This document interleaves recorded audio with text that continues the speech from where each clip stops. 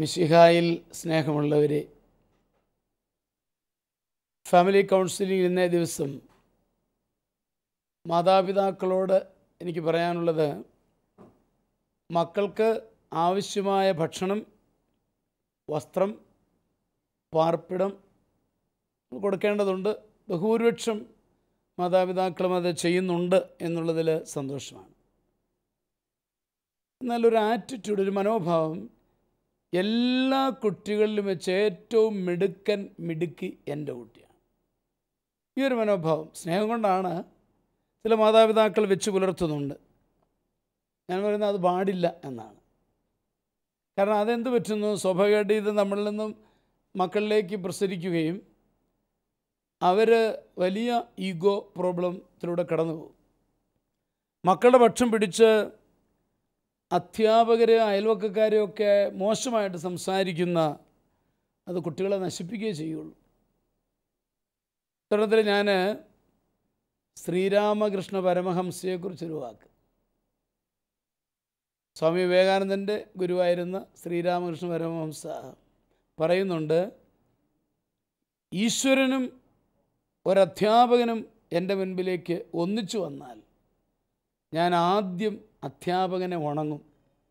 കാരണം അദ്ദേഹമാണ് എനിക്ക് ഈശ്വരനെ പറ്റി അറിവ് തന്നത് എന്ന്. എൻ്റെ മൂല്യം എടുത്താൽ മതി. ഞാൻ കൊണ്ടുവരുന്ന ചിന്ത, നമ്മളുടെ കുട്ടികളെ നമ്മളത് പഠിപ്പിക്കണം. പലപ്പോഴും കുട്ടികളോടുള്ള സ്നേഹത്താൽ പ്രേരിതമായി അധ്യാപകരെ അവഗണിക്കുകയും അല്ല കുറ്റപ്പെടുത്തുകയും ഒക്കെ ചെയ്യുന്ന ഒരു പതിവുന്നുണ്ട്. സ്കൂളുകളിലൊക്കെ ആണെങ്കിൽ നിയമമാണ്, വടിയൊന്നും എടുക്കാൻ പാടില്ല, അങ്ങനെയുള്ള നിയമങ്ങളൊക്കെ ഇന്ന് നിലനിൽക്കുകയാണ്. പണ്ടത്തെ സ്ഥിതിയല്ല ഇന്ന്, എല്ലാവർക്കും അറിയാം, ഞാനത് വിശദീകരിക്കുന്ന കാര്യമില്ല. വാസ്തവത്തിൽ കുട്ടികൾക്ക് ആ ഒരു ബോധ്യം കൊടുക്കേണ്ടത് വളരെ ആവശ്യമാണ്. ഇന്ന് സ്കൂളുകളിൽ നിന്ന് കേൾക്കുന്ന ചിത്രം മറിച്ചാണ്. ഈയിടെ ഒരു അധ്യാപകൻ എന്നോട് പറയായിരുന്നു, കുട്ടിയെ ഒന്ന് പിടിച്ച് നിർത്തി ആ കൈ ഒന്ന് കൊണ്ടുപോയി. കൊണ്ടപ്പോളെ സ്വാഭാവികമായിട്ടും പ്രശ്നമായി. ഇവൻ വീട്ടിൽ ചെന്ന് പറഞ്ഞു, കോടതി കേസായി. എന്നോട് അച്ഛാ പ്രാർത്ഥിക്കണേ എന്ന് പറഞ്ഞ അധ്യാപകൻ വളരെ ദയനീയമായി വിളിച്ചു പറയുകയാണ്. അങ്ങനെയുള്ള കേസുകൾ പല സ്കൂളുകളിൽ നിന്ന് കേൾക്കാനിടയാവുന്നുണ്ട്. അത് നമ്മൾ കുട്ടികളെ പറഞ്ഞ് മനസ്സിലാക്കി കൊടുക്കേണ്ടതാണ്. അല്ലെങ്കിൽ നമ്മുടെ കുട്ടികൾ നശിച്ചു പോകും എന്നുള്ള സംശയമൊന്നുമില്ല. കുട്ടികൾ ക്ഷമാശീലം വളർത്തിയെടുക്കുക. ഈശോ തന്നെ പ്രഥമമായും ഒരു ഗുരുവാണ്, റബ്ബി ആണ് എന്നുള്ളത് മറക്കരുത്. മത്തായിയുടെ സുവിശേഷം 8:19 പറയുന്നുണ്ട്, ആളുകൾ വിളിച്ചിരുന്ന റബ്ബി, ഗുരു എന്നാണ്. ആ ഒരു ബോധ്യം നമുക്കുണ്ടാവണം. ഈശോയെ തന്നെ അവരെ കാണാനും അവരെ ആദരിക്കാനും കുട്ടികളെ പഠിപ്പിക്കണം എന്ന് ഇന്ന് പറയാൻ എനിക്ക് ആഗ്രഹമുണ്ട്. നമുക്ക് ഇന്നത്തെ കത്തുകളിലേക്ക് കിടക്കാം, അല്ലേ? ഇന്നത്തെ കത്ത് കുമ്പനാട്ടിൽ നിന്നും ഒരു മറിയാമ്മച്ചിയുടെയാണ്. പ്രിയ ബഹുമാനപ്പെട്ട ലൂയിസ് അച്ഛ, ഞാൻ നിരന്തരമായി അച്ഛൻ്റെ ഫാമിലി കൗൺസിലിംഗ് കാണുന്ന ആളാണ്. ഷാലോമിൽ കൂടി നൽകുന്ന മറുപടി നല്ലതായി തോന്നി. അച്ഛ, ഞാനൊരു കുടുംബിനിയാണ്. എനിക്ക് 6 മക്കളുണ്ട്. എല്ലാവരുടെയും വിവാഹം കഴിഞ്ഞു. അവർ സന്തോഷമായി കഴിയുന്നു. എന്നാൽ ഞാൻ വലിയ ദുഃഖത്തിലാണ്. എൻ്റെ ഭർത്താവിനും എന്നെ ഭയങ്കര സംശയമാണിപ്പോൾ. എൻ്റെ മക്കളോ മരുമക്കളോ ഇതറിഞ്ഞാലോ എന്നോർത്ത് ഞാൻ ഭയന്നാണ് കഴിയുന്നത്. എൻ്റെ ജീവിതം തകർന്ന അവസ്ഥയിലാണ്. ഞങ്ങൾ 2 പേരും കഴിവുള്ള ദിവസങ്ങളിലൊക്കെ പള്ളിയിൽ പോകാറുണ്ട്. ഒരു ദിവസം ഞാൻ എൻ്റെ ദുരവസ്ഥയോർത്ത് പള്ളിയിൽ വെച്ച് കരഞ്ഞുപോയി. പള്ളി കഴിഞ്ഞിറങ്ങി വീട്ടിലേക്ക് പോയപ്പോൾ അദ്ദേഹം എന്നോട് ചോദിച്ചു, ഇന്നലെ അവനെ കാണാൻ പറ്റാഞ്ഞിട്ടാണോ നീ പള്ളിയിലിരുന്ന് മോങ്ങിയത്? അതേ ചൊല്ലി അന്ന് മുഴുവൻ വഴക്കായിരുന്നു. ഒരു ദിവസം പോലും സമാധാനമില്ലാതെയാണ് കഴിയുന്നത്. ഈ അവസ്ഥയിൽ എങ്ങനെ ജീവിക്കും? ശാലോം വഴി ഇതിനു വേണ്ട മറുപടി തരുമെന്ന് വിശ്വസിക്കുന്നു. തീർച്ചയായിട്ടും ശാലോം കാണുന്ന ഒരു ചേച്ചിയാണ്. അത് സന്തോഷമുണ്ട്. ഭർത്താവിൻ്റെ സംശയമാണ് ഇവിടുത്തെ പ്രശ്നമായിട്ട് കാണുന്നത്. സംശയം പല കാരണങ്ങൾ കൊണ്ട് ഉണ്ടാകാം. പല കുടുംബങ്ങളെയും സംശയം ഒത്തിരി പ്രതികൂലമായിട്ട് ബാധിക്കുന്നുണ്ട്. പല ഭാര്യാഭർത്തൃ ബന്ധത്തിലും ഇതൊരു ബുദ്ധിമുട്ടായിട്ട് വരുന്നുണ്ട് എന്നുള്ളത് നമുക്ക് ഇവിടെ ലഭിക്കുന്ന കത്തുകളിൽ നിന്നും എല്ലാവർക്കും മനസ്സിലാക്കാവുന്നതാണ്. ഞാൻ അതുകൊണ്ട് തന്നെ ഒരിക്കൽ വിശദമായി സംശയത്തെക്കുറിച്ച് പറഞ്ഞിരുന്നു എന്നുള്ളതും ഞാൻ ഇവിടെ ഓർക്കുകയാണ്. ഇത് പരിഹരിക്കുക അത്ര എളുപ്പമല്ല. ഞാൻ ചേച്ചിയെ വിഷമിപ്പിക്കുകയല്ല. ഇതൊരു വലിയ പ്രശ്നമാണ്. ഏതൊരു കൗൺസിലേഴ്സിനോട് ചോദിച്ചാൽ അറിയാം, കുടുംബത്തെ പ്രതികൂലമായി ബാധിക്കുന്ന ഏറ്റവും വലിയ പ്രശ്നം ഈ സംശയ പ്രശ്നമാണ്.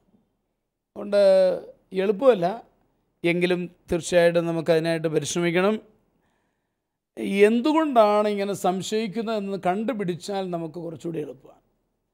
എന്തുകൊണ്ടാണ് ഈ ഭർത്താവിന് എന്നോട് ഇത്ര സംശയം തോന്നുന്നത്? പല കാരണങ്ങളുണ്ട്. ട്രഡീഷണലായിട്ടുള്ള പാരമ്പര്യം അനുസരിച്ച് കിട്ടിയതാണെങ്കിൽ ദറ്റ്സ് എ സിക്നസ്, പാരനോയിക് ഡിസീസ് എന്ന് നമ്മൾ പറയാറുണ്ട്. അതിന് ചികിത്സ തന്നെ വേണം. അത് എങ്ങനെ കൊടുക്കാം?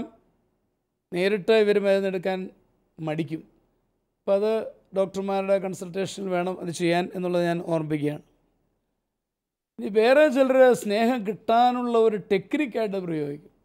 ഇവളെന്നെ കാര്യമായിട്ട് സ്നേഹിക്കുന്നില്ല, അപ്പോൾ അവൾക്ക് വേറെ വല്ലതുമൊക്കെ അത് പറഞ്ഞാൽ അവൾ ആ സ്നേഹം ഇങ്ങോട്ട് തിരിച്ചു വിടണം എന്നുള്ളത്, അതിൻ്റെ മൂലകാരണം അറിയണമെന്നുള്ളതാണ് എൻ്റെ ഒരു പോയിൻറ്റ്. ചില ഡിഫെൻസീവ് മെക്കാനിസം, എനിക്ക് പാളിച്ചയുണ്ട്, അപ്പോൾ ഇവക്കും പാളിച്ചയുണ്ടെന്ന് നേരത്തെ അങ്ങ് പറഞ്ഞേക്കുവാണെങ്കിൽ ഞാൻ കുഴപ്പത്തിലാകുകയില്ല, അങ്ങനെ ഒരു ടെക്നിക്കുണ്ട്. ചിലരിൽ പൊസസീവ് ലവ് കൊണ്ട് ഇതുണ്ടാകും. എൻ്റേത് മാത്രമായിരിക്കണം എൻ്റെ ഭാര്യ, വേറെ ആരോടും മിണ്ടാൻ പാടില്ല, ചിരിക്കാൻ പാടില്ല, പ്രശ്നമാണ്. പള്ളിയിൽ ഇരുന്ന് കരഞ്ഞപ്പോൾ തന്നെ പുള്ളി അത് നോട്ട് ചെയ്ത് വെച്ച് വേറെ ആരെ കാണാൻ ഇതാണ് പറഞ്ഞത്. അതങ്ങനെയുള്ള ബുദ്ധിമുട്ടുകൾ ഉണ്ടാവാം.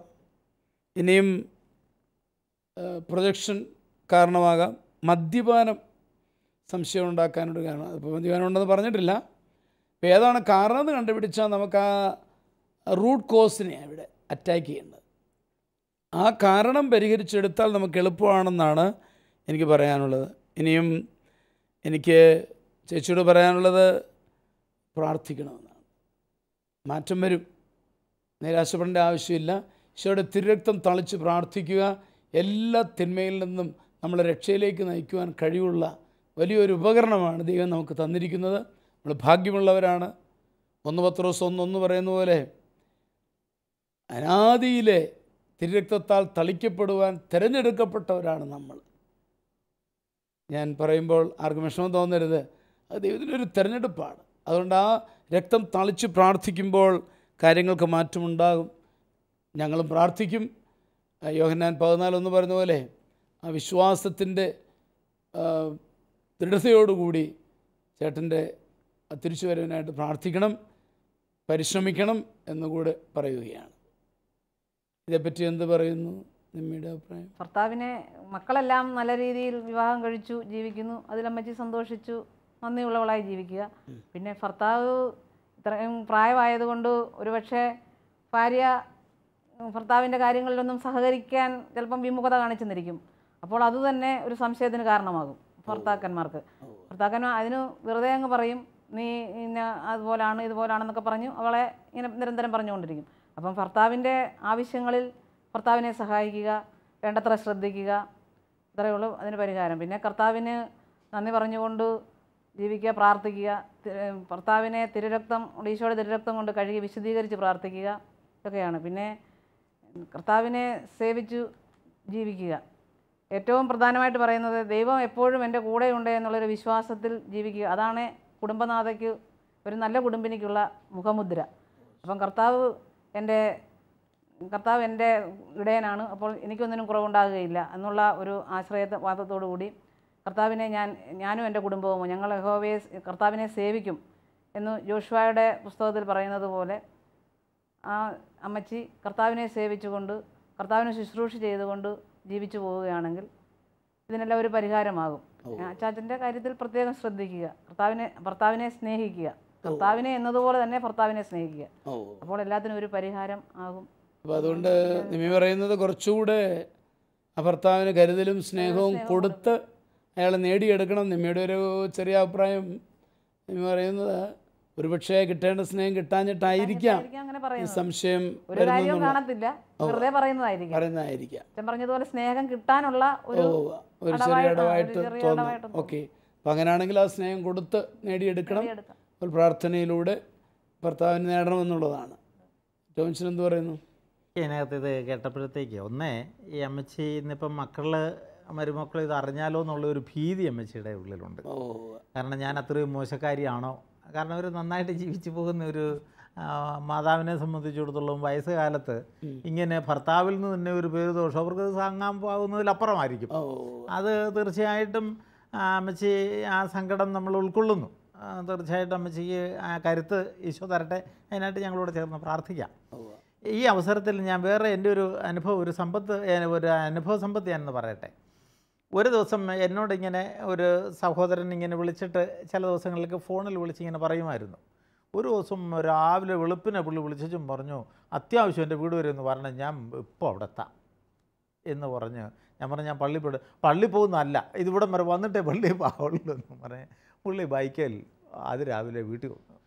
ഞാൻ പള്ളിയിലോട്ട് പോണ വഴിക്ക് പുള്ളി വന്ന് എന്നെയും കൂട്ടിക്കൊണ്ട് ചെന്നപ്പോൾ എന്നെ അവിടെ സംഭവിച്ചിരിക്കുന്നത് വെച്ചാൽ വീട് പൂട്ടിയിരിക്കുക.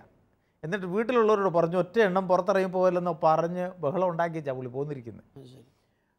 എന്നിട്ട് എന്നോട് പറഞ്ഞു, തേ കണ്ടോ ഈ കാൽപാദം കണ്ടോ, ഇന്നലെ ഞാനിതെല്ലാം അടിച്ച് വൃത്തിയാക്കിയിട്ടിട്ട് ഇരുന്ന രാത്രിയിൽ അവൻ വന്നതിൻ്റെ കാൽപാദമായി കാണുന്നു എന്നും പറഞ്ഞ് എന്നെ വിളിച്ചുകൊണ്ട് പോയി കാണിച്ചിട്ട് ഞാൻ എല്ലാം കണ്ടു. എനിക്കെപ്പോഴേ കാര്യം ഇന്നതാണെന്ന് അറിയാമെങ്കിലും ഞാനത് ശ്രദ്ധയോടെ പുള്ളിയുടെ ഭാഗത്ത് തന്നെയാണ് എന്നുള്ള നിലയിൽ ഞാനത് ശ്രദ്ധിച്ചിട്ട് റൂം തുറന്നു, അകത്ത് കയറി എല്ലാം കഴിഞ്ഞു. അപ്പം പ്രായമായ മക്കളുണ്ട്, മക്കളെ അടക്കം അകത്തിട്ട് പൂട്ടിയിരിക്കുക. എന്നിട്ടായി മനുഷ്യൻ വന്നിരിക്കുന്നു. ഈ മനുഷ്യൻ കരയുക, അദ്ദേഹത്തിനോട് വഞ്ചിച്ചു എന്നെ എന്നൊക്കെ പറഞ്ഞ് ഭയങ്കരമായിട്ട്. ഞാനതെല്ലാം കഴിഞ്ഞൊന്ന് ആശ്വസിപ്പിച്ചിട്ട് ഞാൻ പതിയെ ഞങ്ങൾ രണ്ടുപേരും കൂടെ പുറത്തിറങ്ങി വെച്ച് ഞാൻ ഈ കാൽപാദം ആരുടെയാണെന്ന് നമുക്ക് നോക്കാമെന്നൊക്കെ പറഞ്ഞിട്ട് പുറത്തിറങ്ങിയിട്ട് ഞാൻ ചോദിച്ചു, ഈ അടിച്ചിട്ട് മെറ്റൻ ചൂലിന് അടിച്ച് സന്ധ്യ രാത്രി കിടക്കുന്നതിന് മുമ്പ് അടിച്ചിട്ട് കയറിപ്പോയത് ഇതിലെയാ, അദ്ദേഹത്തിൻ്റെ തന്നെ കാൽപ്പാടായിരുന്നു. അവസാനം അദ്ദേഹം സമ്മതിച്ചു, ഇത് കുറച്ച് സമയത്തിന് ശേഷം അദ്ദേഹം സമ്മതിച്ചു ഇത് എൻ്റെ കാൽപാദം തന്നെയാണ്. സംശയങ്ങൾ ഉണ്ടാകാം എന്നുള്ളതാണ്. ഇത് കഴിഞ്ഞിട്ട് ഞാൻ അദ്ദേഹത്തെ ഒന്ന് ശാന്തനാക്കിയിട്ട് വീട്ടിൽ വന്നു. വീട്ടിലേക്കാരോടും ഈ കാര്യങ്ങളെല്ലാം പറഞ്ഞു. അന്ന് ഉച്ചവരെ ഞാൻ അവിടെ ചെലവഴിക്കപ്പെട്ടു. എന്നാൽ ഈ മനുഷ്യൻ കരയുന്നുണ്ട്, സങ്കടപ്പെടുന്നുണ്ട്, ഒത്തിരി വികാരങ്ങൾ. ആ മനുഷ്യൻ പാവം, എനിക്ക് അദ്ദേഹത്തോട് സഹതാപവും തോന്നി. എങ്കിലും കുറേ കാര്യങ്ങളിൽ സാവകാശം കുറേ തിരുത്തലുകൾ വരുത്താൻ അത് എനിക്ക് പറ്റി എന്ന് ഞാൻ സാക്ഷ്യപ്പെടുത്തുകയാണ്. ഞാൻ പറഞ്ഞു ഇതുപോലെ പാവം നല്ല മനുഷ്യർക്കായി ഇതുപോലുള്ള ചില പ്രശ്നങ്ങൾ വരുന്നത്. കാരണം അത്രയും സിൻസിയറായിട്ടാണ്. നമുക്ക് ഇവിടെ എന്താണ് നമുക്ക് ഇവിടെ ഈ അമ്മച്ചിയോട് പറയാവുന്നത്, നമുക്ക് ഇതൊരു രോഗമാണെന്ന് അമ്മച്ചി ബോധ്യപ്പെടണം. പാരനോയിയ എന്ന് പറയുന്നത് ഒരു രോഗമാണ്, സംശയം എന്നുള്ളൊരു രോഗം. ഈ രോഗമായതുകൊണ്ട് ഒരു ക്യാൻസർ പേഷ്യൻറ്റിനെ ട്രീറ്റ് ചെയ്യുന്നത് പോലെ സ്നേഹത്തോടെ ഇദ്ദേഹത്തോട് ഇടപെടണം. അത്രയും സഹനം ഈ അമ്മച്ചി എടുക്കുന്ന. ഒരു പക്ഷേ എങ്കിലേ നമ്മുടെയും ഈ കുടുംബത്തിൻ്റെയും വിശുദ്ധീകരണത്തിന് ഈ സഹനം ഉപകരിക്കപ്പെടും. അപ്പോൾ ആ സന്തോഷത്തോടെ സഹനം ഏറ്റെടുത്തുകൊണ്ട് ഇതൊരു രോഗിയാണെന്നുള്ള ബോധ്യത്തോടു കൂടി വേണ്ടത് ചെയ്തു കൊടുത്ത് അദ്ദേഹത്തിൻ്റെ ഹൃദയത്തെ ആശ്വസിപ്പിക്കണം. മുമ്പേ ഞാൻ പറഞ്ഞ മനുഷ്യനെ പോലെ വേദനിച്ച് കരയുന്ന ഒരു ഹൃദയം ഈ മനുഷ്യന് കാണും. നമുക്ക് വിശ്വസിച്ചുകൊണ്ട് ചേച്ചിയോട് നമുക്ക് പറയാൻ പറ്റുന്നത്, വാസ്തവത്തിൽ ഇത് രോഗമാണ് എന്ന് മനസ്സിലാക്കിക്കൊണ്ട് കൂടുതൽ കരുതൽ കൊടുക്കുക, സ്നേഹം കൊടുക്കുക, അങ്ങനെ അദ്ദേഹത്തെ നേടിയെടുക്കുക, അതോടൊപ്പം പ്രാർത്ഥിക്കുക എന്നുള്ളതാണ്. തീർച്ചയായിട്ടും ഞങ്ങളും പ്രാർത്ഥിക്കാം. നിമ്മി, നമ്മുടെ അടുത്ത കത്ത് ആരുടെയാണ്? അടുത്ത കത്ത് വെളിയനാട്ടിൽ നിന്നും തങ്കച്ചൻ എന്ന കർഷകനായ കുടുംബനാഥൻ്റെയാണ്. പ്രിയ സ്നേഹ ബഹുമാനപ്പെട്ട ലൂയിസ് അച്ഛ, എൻ്റെ ഹൃദയവേദന പങ്കുവയ്ക്കുവാനും അതിന് മറുപടി കിട്ടുമെങ്കിൽ അതുവഴി എനിക്കും ശാലോം കാണുന്ന അനേകർക്കും അതൊരാശ്വാസമാകുമല്ലോ എന്നും വിചാരിക്കുന്നു. അച്ഛ, ഞാനൊരു സാധാരണ കർഷക കുടുംബത്തിൽ ജനിച്ചു വളർന്നയാളാണ്. വളരെ ബുദ്ധിമുട്ടിയാണ് എൻ്റെ ചെറുപ്പകാലം കടന്നുപോയത്. അപ്പൻ ഉണ്ടെങ്കിലും എൻ്റെ മൂത്ത ജ്യേഷ്ഠനായിരുന്നു കുടുംബകാര്യങ്ങളൊക്കെ നടത്തിയിരുന്നത്. അദ്ദേഹം ഒത്തിരി ത്യാഗം സഹിച്ചിട്ടുണ്ടെന്ന് എനിക്കറിയാം. ഇന്നും അദ്ദേഹത്തിന് കഷ്ടപ്പാട് തന്നെയാണ്. എന്നാൽ ഞാൻ ഇന്ന് കുഴപ്പമില്ലാതെ കഴിയുന്നു. പക്ഷേ എൻ്റെ ജ്യേഷ്ഠനും കുടുംബത്തിനും എന്തെങ്കിലും സഹായം ചെയ്യുവാൻ എനിക്ക് ആഗ്രഹമുണ്ട്. അവരുമായി സഹകരിക്കുവാനോ എന്തെങ്കിലും സഹായം ചെയ്യുവാനോ എൻ്റെ ജീവിത പങ്കാളി അനുവദിക്കില്ല. എൻ്റെ കുടുംബസമാധാനം നഷ്ടമാകാതിരിക്കുവാൻ ഞാൻ ജ്യേഷ്ഠനോടും കുടുംബത്തോടും അടുക്കാറില്ല. പക്ഷേ അതോർക്കുമ്പോൾ എൻ്റെ ഹൃദയം ഒത്തിരി വേദനിക്കുകയും ചെയ്യുന്നു. ഞാൻ എന്ത് ചെയ്യണം? തങ്കച്ചനെ ഞാൻ മനസ്സിലാക്കുന്നു. പ്രത്യേകമായിട്ട് ഞാൻ അപ്രീഷിയേറ്റ് ചെയ്യുന്ന തങ്കച്ചൻ്റെ ആ നല്ല മനസ്സാണ്. ജ്യേഷ്ഠനെ സഹായിക്കണം എന്ന് ചിന്തിക്കുന്നു. അതിന് ഞാൻ അഭിനന്ദനം നേരുകയാണ്. പിന്നെ എനിക്ക് പറയാനുള്ളത്, ഒരു അല്പം അണ്ടർസ്റ്റാൻഡിങ് സ്ത്രീയെക്കുറിച്ച് വേണം. സ്ത്രീ അങ്ങനെയാണ്. ഞാൻ സ്ത്രീകളെ താഴ്ത്തിക്കെട്ടുമല്ല, അതിന് മറ്റൊന്നുമല്ല, അതുകൊണ്ടല്ല. സ്ത്രീയുടെ ഹൃദയം ചെറുതാണ്. ദൈവം അങ്ങനെ കൊടുത്തിരിക്കുന്നതാണ്. എന്തിനാണെന്ന് ചോദിച്ചാൽ ഞാൻ പറയും, for the security of the family, കുടുംബത്തിൻ്റെ സുരക്ഷിതത്വം. അപ്പോൾ അവളെപ്പോഴും എൻ്റെ വീട്, എൻ്റെ ഭർത്താവ്, എൻ്റെ കുഞ്ഞുങ്ങൾ എന്ന് ചിന്തിക്കുക. അത് ആവശ്യമാണ്.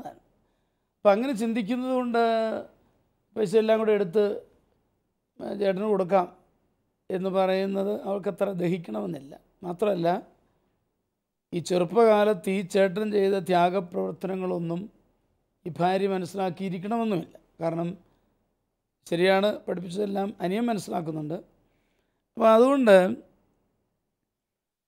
സ്ത്രീയെ മനസ്സിലാക്കണമെന്ന് എനിക്കിവിടെ തങ്കച്ചന് പറയാനുണ്ട്.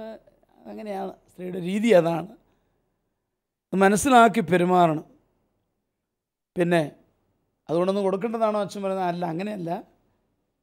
ഇവളോട് കൂടുതൽ അടുപ്പം പുലർത്തിക്കൊണ്ട് സാഹചര്യങ്ങളൊക്കെ മനസ്സിലാക്കിയിട്ട് രണ്ടുപേരും കൂടെ ഒന്നിച്ചാലോചിച്ച് നിൻ്റെ അഭിപ്രായത്തിൽ നമുക്ക് എന്നാ ചെയ്യാൻ പറ്റും, മോള് പറഞ്ഞേ എന്നൊക്കെ പറഞ്ഞ് ഇവളെ സ്വാധീനിക്കണം.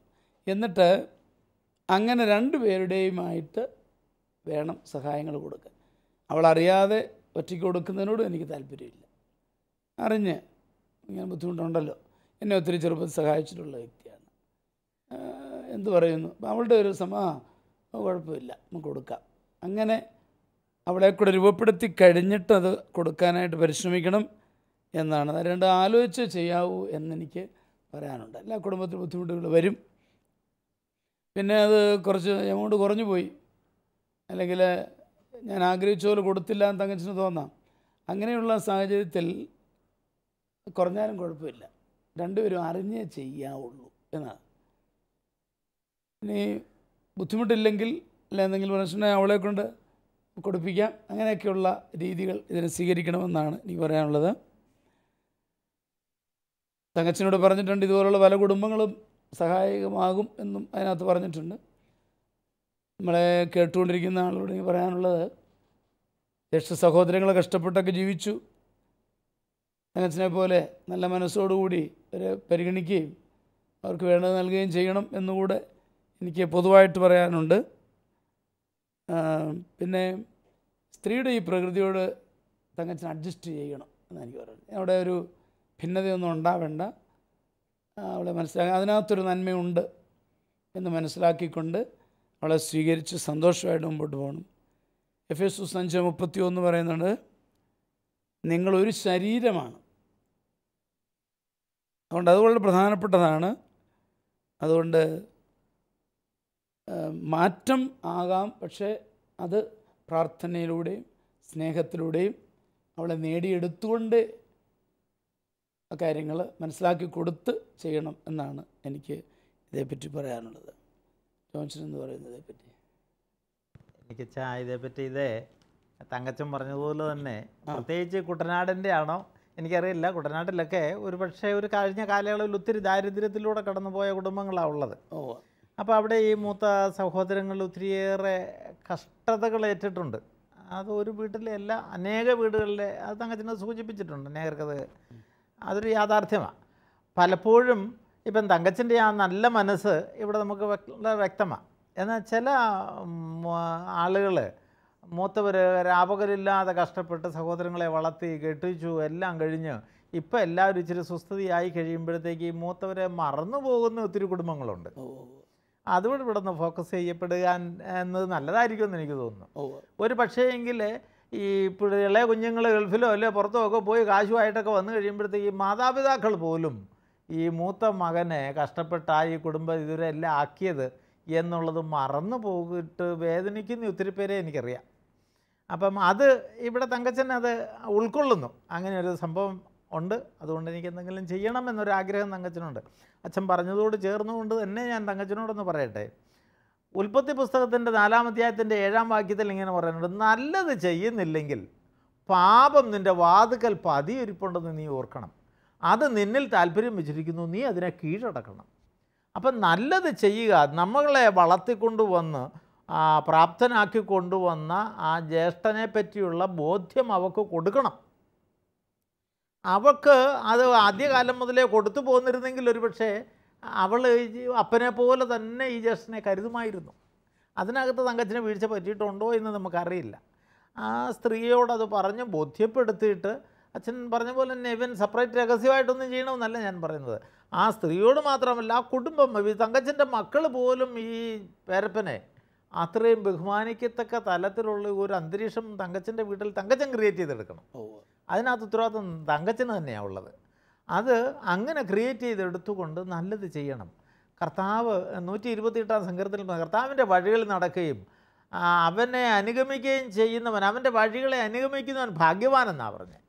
അപ്പം കർത്താവിൻ്റെ വഴി തീർച്ചയായിട്ടും ഈ സഹോദര സ്നേഹത്തിൽ വളരുന്ന ആ കുടുംബത്തിൽ നേതൃത്വം കൊടുത്ത ആ അദ്ദേഹത്തെ മാനിച്ച് സ്നേഹിച്ച് വേണ്ടത് കൊടുത്ത് ആ സ്നേഹത്തിൻ്റെ ഐക്യം ആ കുടുംബത്തിൽ നിലനിർത്തിക്കൊണ്ട് പോകുന്ന ഒരു അന്തരീക്ഷത്തിലേക്ക് തങ്കച്ചൻ ഇന്നിപ്പം പ്രാപ്തനായിട്ട് സാമ്പത്തിക സുസ്ഥിതിയും ഉണ്ടെങ്കിൽ ആ നേതൃത്വം കൊടുത്തുകൊണ്ട് തന്നെ ഒരു പക്ഷേ ചേട്ടനേക്കായാലും നല്ല നേതൃത്വം കൊടുക്കാൻ പറ്റുമായിരിക്കും കുടുംബത്തിലെ. തീർച്ചയായിട്ടും. അപ്പം സ്നേഹത്തോടുകൂടി ഭാര്യയെ പറഞ്ഞ് മനസ്സിലാക്കി, നേരത്തെ തന്നെ മനസ്സിലാക്കേണ്ടതായിരുന്നു, ഇനിയാണെങ്കിലും മനസ്സിലാക്കി അത് പരിഗണിക്കണം. പൊതുവായിട്ട് അങ്ങനെയുള്ള കുടുംബങ്ങളിൽ എല്ലാവരും ശ്രദ്ധിക്കണമെന്നുള്ളതാണ് ടോമിച്ചൻ്റെ അഭിപ്രായം. നിമ്മ എന്താ അതേപ്പറ്റി പറയാം? പുരാതന കത്തോലിക്ക കുടുംബങ്ങളിലെല്ലാം പിതാവിനോടൊപ്പം നിന്ന് ജ്യേഷ്ഠന്മാരാണ് കുടുംബങ്ങളെല്ലാം പോറ്റുകയും പരിപാലിക്കുകയും ചെയ്യുന്നത്. അപ്പോൾ ഇതെല്ലാം കണ്ടു വളരുന്നത് അനുജന്മാർ ഇതൊക്കെ കണ്ടും കേട്ടും വളരുന്നവരാണല്ലോ. അപ്പോൾ അവർക്കറിയാം. അപ്പം കല്യാണം കഴിഞ്ഞ് കഴിയുമ്പം ഓരോ ഭാര്യമാരോടും അവരുടെ ഭാര്യമാരോടൊക്കെ പറഞ്ഞ് മനസ്സിലാക്കേണ്ടതാണ്. ഇന്ന കണക്ക് നമ്മുടെ കുടുംബം ഇങ്ങനെയായിരുന്നു, അത് വന്നപ്പം ഈ കാണുന്നതല്ല, പഴയ സ്ഥിതി ഇതല്ലായിരുന്നു എന്നൊക്കെ പറഞ്ഞ് മനസ്സിലാക്കേണ്ടതാണ്. പിന്നെ ഒരു കുടുംബത്തിൽ ഭർത്താവാണല്ലോ പ്രധാന അതിൻ്റെ നേതൃത്വം കൊടുക്കേണ്ടത് ഭർത്താവ് തന്നെ.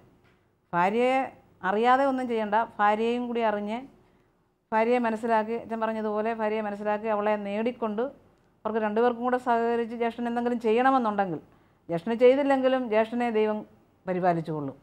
ജ്യേഷ്ഠനത് അർഹിക്കത്തക്ക രീതിയിൽ ദൈവാശ്രയ ബോധത്തിൽ നല്ല രീതിയിലാണ് ആ കുഞ്ഞുങ്ങളെ വളർത്തി കൊണ്ടുവന്നതെങ്കിൽ ജ്യേഷ്ഠനൊരു കുഴപ്പം വരികയില്ല, ജ്യേഷ്ഠന് നല്ല രീതിയിൽ തന്നെ പോകും. എങ്കിലും അവൻ്റെ മനസ്സിന് വേദനയുണ്ടെങ്കിൽ ജ്യേഷ്ഠനെ സഹായിക്കണമെങ്കിൽ ഭാര്യയോടൊത്ത് ചേർന്ന് ഒരു ഭർത്താവിൻ്റെ സ്ഥാനത്ത് നിന്നുകൊണ്ട് പറഞ്ഞു മനസ്സിലാക്കി അവരെ സഹായിക്കാൻ പറ്റും. മോശയെ പോലെ ശാന്തനായി സൗമ്യനായി ഒരു കുടുംബത്തെ നേടിയെടുത്തതുപോലെ ഈ ഭർത്താവിനും ഈ ഭാര്യയെ നേടിയെടുക്കും. നിങ്ങളുടെ അഭിപ്രായം അത് തന്നെയാണ്. സൗമ്യതയോടുകൂടി കാര്യങ്ങൾ ഭാര്യയെ മനസ്സിലാക്കി അങ്ങനെ സഹായം കൊടുക്കാനായിട്ട് രണ്ടുപേരും കൂടെ പരിശ്രമിക്കണം. അതുവഴിയായിട്ട് കൃപയുണ്ടാകും എന്ന ബോധ്യമാണ്. തീർച്ചയായിട്ടും ഞങ്ങൾക്ക് തങ്കച്ചനോട് പറയാനുള്ളത് തന്നെയാണ്. തങ്കച്ചൻ അസ്വസ്ഥപ്പെടുകയല്ല, ഭാര്യയോടുള്ള സ്നേഹമസൃണമായ ഇടപെടൽ വഴിയായ ഒക്കെ ബോധ്യം കൊടുത്ത് അവളെ അങ്ങനെ നേടിയെടുത്ത് സഹായം കൊടുക്കണം എന്നുള്ളതാണ്. എല്ലാ ഇങ്ങനെയുള്ള സാഹചര്യങ്ങളുള്ളവരും അത് സ്വീകരിക്കണമെന്ന് അപേക്ഷിക്കുന്നു. നമുക്ക് അവർക്ക് വേണ്ടി ദൈവത്തോട് പ്രാർത്ഥിക്കാം. നല്ലവനും സ്നേഹനിധിയുമായ പൊന്നുതമ്പുരാനെ, ഇന്ന് ഞങ്ങൾ അങ്ങയുടെ തിരുമുമ്പിൽ സമർപ്പിച്ച ഈ രണ്ട് കുടുംബങ്ങളെയും ഞങ്ങളിതാ അങ്ങയുടെ കരങ്ങളിലേക്ക് തരുകയാണ്.